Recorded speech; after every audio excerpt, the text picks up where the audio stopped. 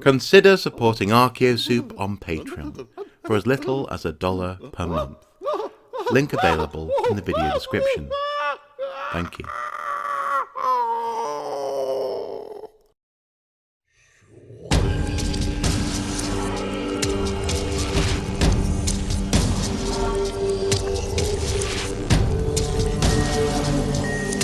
Questions of Doom.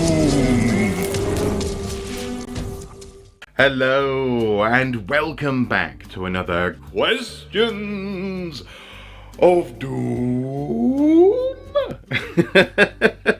In this series, as ever, I attempt to answer questions that you send my way using the archaeosoup@gmail.com email address, as displayed on the YouTube channel homepage, but as you'll also see at the end of this video.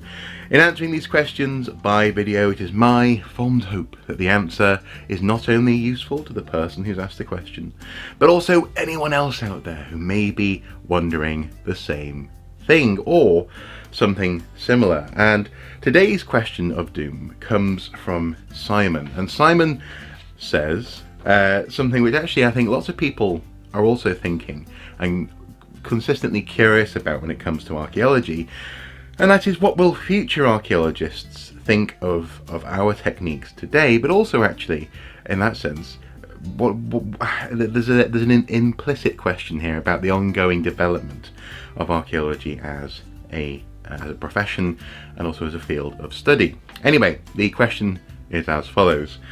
Hi, I only recently started watching Questions of Doom, so apologies if this is a similar question. This or a similar question has been asked before. I would describe myself as an archaeologist wannabe. My actual background is in education, an astronomy lecturer to be precise. But since a rather nasty stroke a couple of years ago, I have been volunteering as a recorder for the Portable Antiquities Scheme.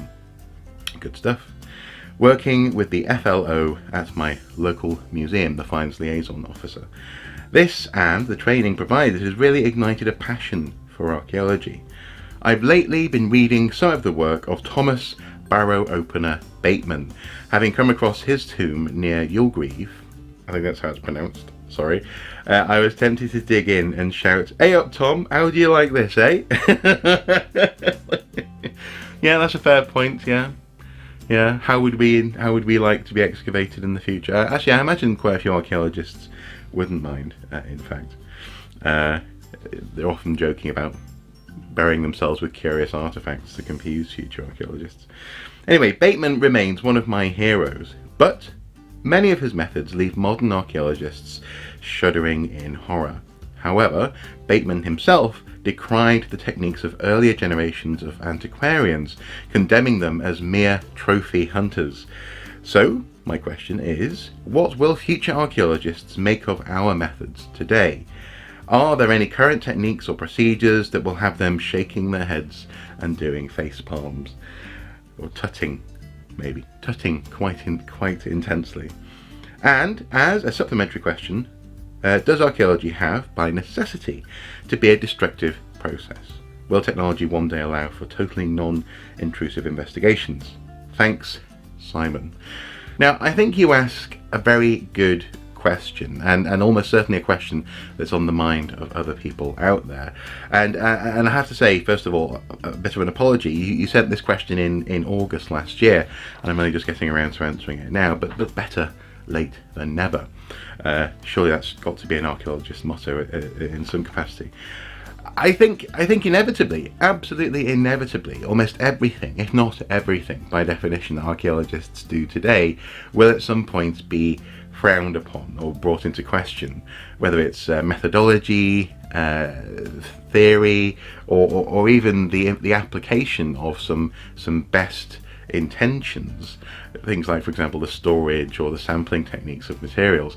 All this stuff is going to be developed, and at some point everything we do today will look really rather primitive, and that's to be expected, I suppose. I mean, it happens in across the board in medicine, for example. I'm sure most doctors wouldn't dream of doing things that their colleagues were doing even 50 years ago.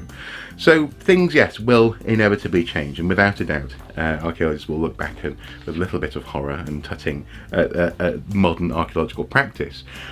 Funnily enough, one of the first things that came to mind actually was standards on site when it comes to tea making facilities and also access to the loo as well. Frankly, even by modern standards, sometimes this stuff is very much lacking, and I'm sure they'll look back on how archaeologists were living as being barbaric, completely inhumane conditions. But we'll put that to one side. I today have chosen 5 things that I would like to sort of just pick out as things which I think inevitably will change and will be examined or re-examined in the future.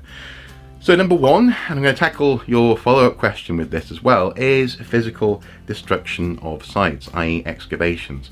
Archaeology is the unrepeatable experiment, and I've said this in previous videos that it's like unwrapping a Christmas present. If you just tear open the wrapping paper and to get at the thing inside, that lovely games console or teddy or Furby, then you are not going to be able to reconstruct that packaging. And archaeology is essentially the process of recording meticulously the unpackaging process so that people in the future can understand how that present was wrapped and also what was inside the box as well. So yes, we do at the moment have to destroy in order to understand. That's a key tenet of excavation.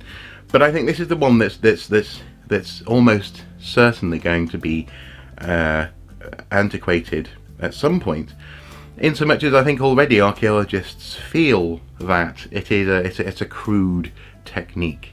Destruction of the site in order to understand it means that archaeology is a one-shot deal, and it can be reinterpreted if the data has been captured well enough, and we'll come back to that. But it's also sort of strip mining a resource almost. It's like oil. Once it's gone, it's gone.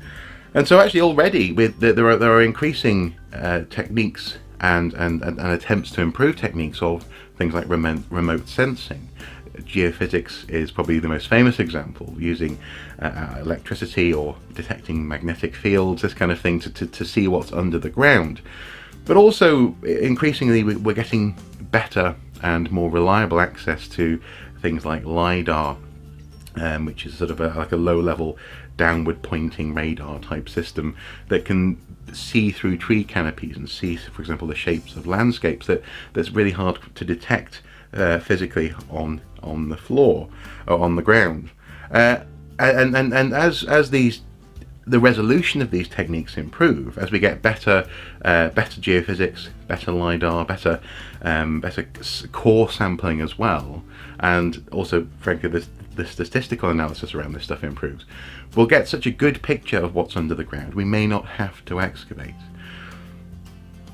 However, excavation is probably almost certainly going to be a part of what we do, always, if only as a sampling exercise. For example, a couple of years ago I did a little bit of digging at Binchester, and I came across a small piece of Roman glass, and that's something which at the moment at least you cannot detect. You can't remotely detect that, certainly not from above ground, and unless remote sensing develops to that standard and that resolution and that sort of materials analysis, and it may well do, a sample of a site is always going to be required in order to get these materials, like fish bones especially, things that are too small to see using digital techniques, but also things that actually bring the site to life, like pottery, like glass, like poo, for example, even on some sites. This stuff, the physical actual attributes of this stuff is still integral to the story that we tell of the site. So I think we're always moving towards a state of less excavation is probably a good idea, and in some cases we do leave sites specifically unexcavated so that future techniques can be applied to them. but I think it's always going to be part of the package of archaeology. Certainly, for the next 100 years. Fingers crossed at that slightly ridiculous prediction. Don't hold me to that in 100 years' time. The second aspect of archaeological practice that I think will almost certainly be seen as antiquated is the practice of drawing the site.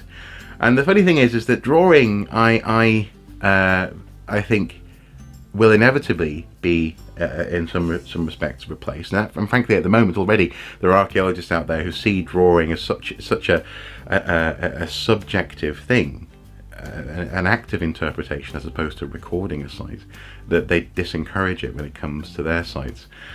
But also as well, with that in mind, with this sort of future bias towards technology being used to record, I think there's also something to be said for the power of drawing in terms of, again, communicating someone's impression of a site.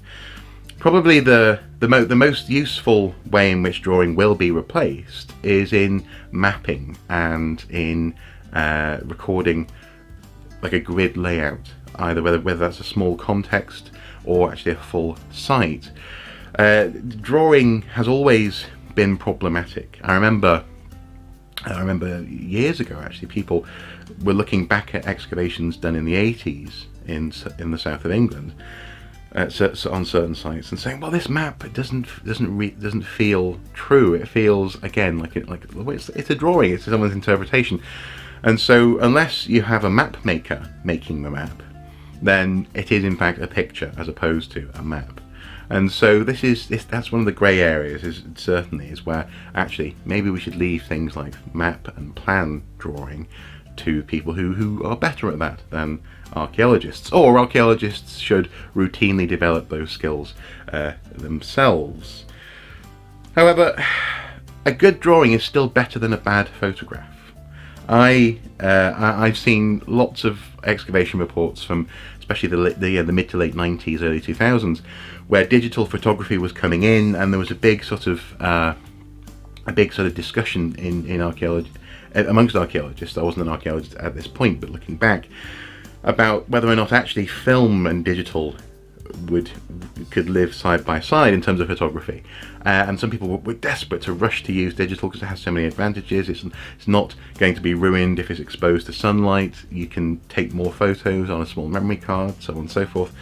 It's the reason why, largely speaking, digital is overtaking film. I mean, for example, I'm filming this on a digital camera. So yes, that sort of conversation was happening, but the photo quality, pixel size, all this sort of stuff, was actually quite bad. And looking back at some of those, I suppose, early adopters of digital technology, I can't help but wonder whether they might regret not also having a good drawing of that particular maybe the stratigraphy on the side of a trench, or that particular element of a site, because the graininess of the image does impact on what now, as we pointed out at the beginning, cannot be redone. The excavation has been done, and all we have in some of these cases are some fairly bad photos, along with obviously the written description of what was found. So drawing inevitably, I think, will be phased out, but there is a skill that I think is important there that will hopefully, and should hopefully, continue to be passed on. I, for example, really benefited from drawing artifacts using the correct pens and paper, if nothing else, in order to appreciate the information that it is important to capture and pass on. So I've always been quite good at drawing, but just because you can do a landscape painting or do someone's portrait does not mean that you can do an artifact drawing. And so even if 3D scanning and printing and all this sort of stuff comes in full force, and we can get an absolute 100% accurate facsimile of something to share with someone, and therefore actually recording via drawing is antiquated, the skill of looking and drawing something and actually thinking about what it is that you're recording and passing on, I think will always be a useful exercise. So drawing, yes, definitely antiquated at some point in the future, but hopefully it'll always be valued in some capacity. Number 3 in my list would be sampling. And sampling as a micro form of excavation. Now, there is such thing as micro excavation, and that's typically, for example, I don't know, maybe a pot that's filled with coins and has soil amongst the coins and maybe some other residue from inside the pot. And that is a small excavation. You're having to meticulously take it apart to understand what's inside. And there are methods for recording that in a 3D capacity. You can sort of take photographs as you go and reconstruct that as a digital model, but unless you're having to destroy what it is that you're studying. But that's not what I'm necessarily getting at, and rather I'm getting at sampling as a near microscopic form of, I suppose, erosion of an artifact. You're not destroying the artifact in question, but you are nonetheless damaging it and interfering it in an effort to get hold of the sample material that you need to do an analysis, whether that's like a biochemical analysis or an analysis of the material itself. For example, in a mass spectrometer, you need a bit of it at the moment to do some of this work. Over the years, there has been an increasing effort to reduce the sample size required, for example, for radiocarbon dating. That's been getting smaller and smaller and smaller. And in the future, I imagine no samples really will be required, to actually take maybe a piece of a tooth or something from a skeleton that only maybe has 5 teeth left. That will be seen as a barbaric and unnecessary act because of the increasing capacities of technology. And we're already seeing this today, actually. There are, for example, handheld versions of mass spectrometers analysis.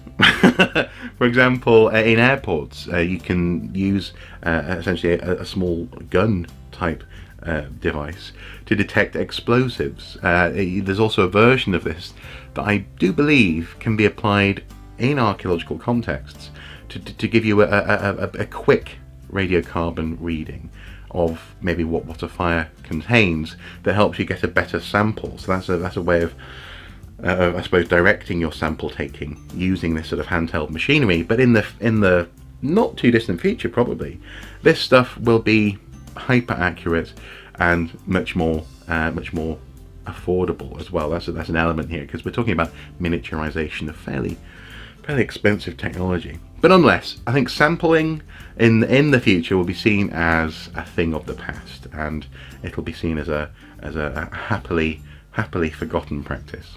Number 4, paperwork. Paperwork is the bane of most archaeologists, especially site supervisors on, for example, an academic dig.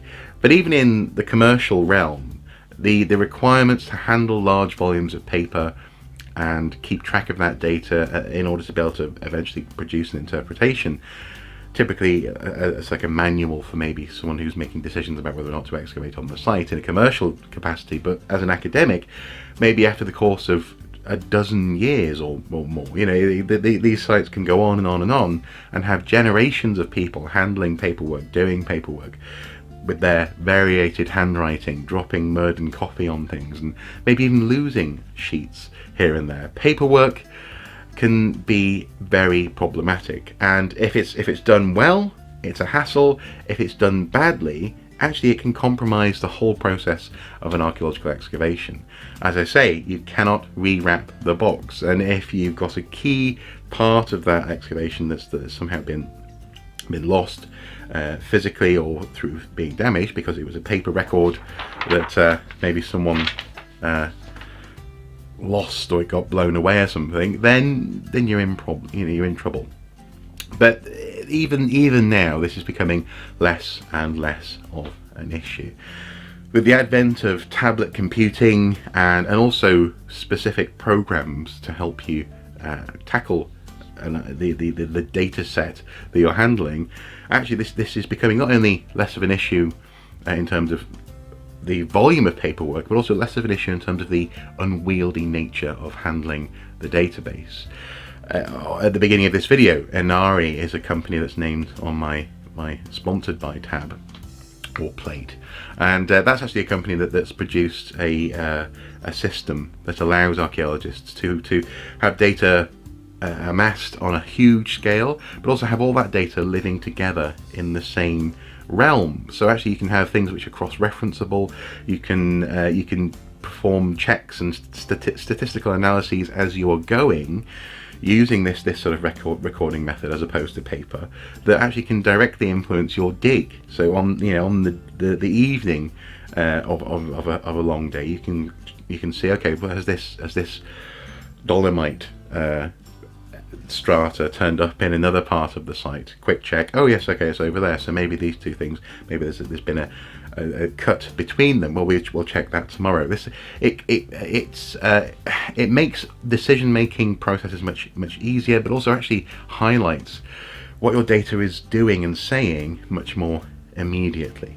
And that's now. Never mind in the future. In the near future, not only will you be able to have these data sets and databases cross-referenceable, have multimedia elements to them, documents which are standardized and filled out, not using someone's scrawl, but also actually there'll likely be capacity to include perhaps a photogrammetry of the context that you're talking about. Actually take a few photos, and the program will be able to construct a 3D model perhaps of the context as it was going down. So you'll get the site going from a flat bit of ground to having a trench in it, and then having a hole dug, then having a post hole dug in that, and you'll be able to see it in 3D as well. Goodness knows how that may even be deployable as a communication tool to the public, perhaps something that can be used in a museum to show the story of an excavation in 3D space. It's all very exciting, and it all comes out of, I would say, the desirable outcome that we do go paperless. Not to mention, obviously, the obvious environmental benefits as well. So, yeah, paperwork, and the various ways in which paper can be problematic on a site, I think, will be something that archaeologists frown at, or at the very least, raise an eyebrow at in the future. Finally, number 5, for me at least, would be the relationship between artifacts, facsimiles, and access, in particular access by the public to the material that archaeologists recover. At the moment, across the world, but also in particular in Britain, there's an increasing debate and discussion and pressure on the question of access to material, and also storage of material. Archives are bursting at the seams. The nature of the information that's stored in an archive is being queried in so much as, is it actually useful? Is it actually accessible? And who can access it, how and when? And if you turn that on its head, the ultimate destination of much material, especially in special material or interesting material, is a museum. But is a museum still the best way to allow the public to see and experience an archaeological artifact? After all, it by definition takes something away from the place where it's spent most of its life, certainly out of the material context that it was found, and places it often on a clear perspex shelf behind a piece of glass. That is arguably a deeply artificial way to experience an artifact. And so I'm actually particularly excited that in the near future, and certainly in the distant future, these questions, I think, will be tackled in a completely different way, and we're already starting to see that. I'm actually reminded of there's a medieval oil lamp, a small handheld lamp that Chris Capel showed me last year, that is a unique artifact in so much as there's no other oil lamps that are that shape, this one has been worn and eroded in its own particular way. It is physically unique. It's not intrinsically valuable, but nonetheless you don't want to just pass this thing around to people who might drop it, because it can't be replaced. But what they've done is they've actually 3D scanned it and 3D printed it. Sorry, they've scanned it and 3D printed it with increasingly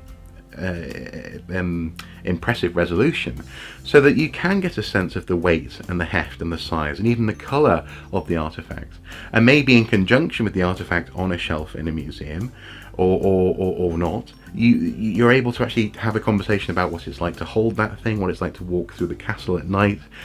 It brings the artefact, I suppose, back to the reason archaeologists love these things, because it helps us to tell the stories that we are reconstructing using material from the past. It would be amazing to think that these sorts of materials and these sorts of files, the scans of these artifacts, can be made maybe public, and perhaps schools of the future might have 3D printers that they can just use to say, well, today we're going to talk about, I don't know, the Sutton Hoo helmet. Print it out. Boop, here we go. And it changes, as it were, the game. I hate that phrase, but it really is. It changes the whole way that artifacts are used, and also it'll have an impact, I think, on the perceived, on the prestige of owning the original. It may even have an impact in that sense on, as it were, the black market in artifacts.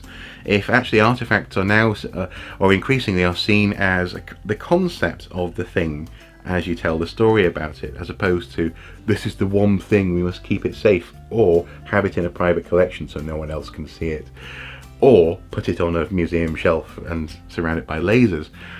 Artifacts, as many archaeologists will say, are always most exciting when they're experienced physically, when they're held, when they are, when they are artifacts, by definition, touched by human hands. And the better the technology for recording this material, for reproducing it, and therefore making that stuff available to the public, it just makes me so excited. And I think that's something that future archaeologists will look back at, fairly antiquated ways of handling artifacts and displaying artifacts and archiving artifacts, with a bit of a sigh. You know, I think archaeologists will look back and those poor people.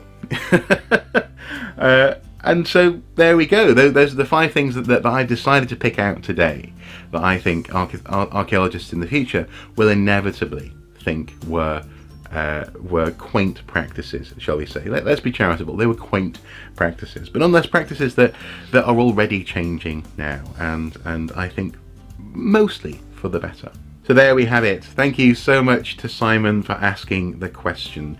I know that there'll be people out there who maybe have additional thoughts and ideas. Please do comment below, add to the conversation.